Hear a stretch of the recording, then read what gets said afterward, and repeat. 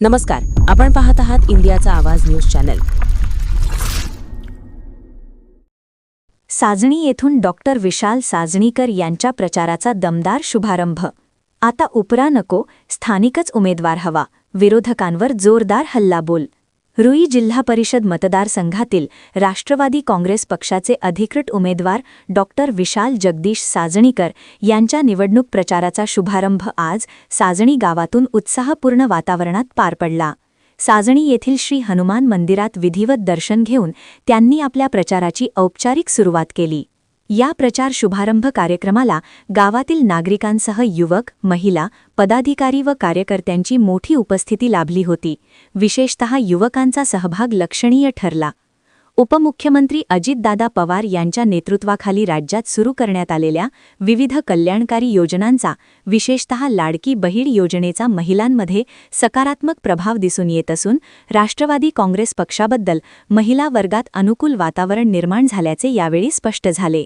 प्रचार सभेत बोलताना डॉक्टर विशाल साजणीकर यांनी मतदारसंघातील सध्याच्या परिस्थितीवर भाष्य करत ठामपणे सांगितले की या मतदारसंघाला खऱ्या अर्थाने बदलाची गरज आहे.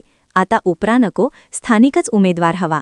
जनतेच्या प्रश्नांची जाण असलेला, गावात राहणारा आणि गावासाठी झटणारा माणूसच या मतदारसंघाचा खरा प्रतिनिधी ठरू शकतो. यावेळी त्यांनी विरोधकांवरही जोरदार टीका करत निवडणुकीपुरतेच मतदारसंघात फिरणारे उमेदवार नकोत, तर नेहमी जनतेत राहणारा, सुखदुःखात सहभागी होणारा उमेदवार निवडावा, असे आवाहन मतदारांना केले. दरम्यान उपमुख्यमंत्री अजितदादा यांच्या अलीकडील निधनाबाबत भावना व्यक्त करताना डॉक्टर साजणीकर भावूक झाले.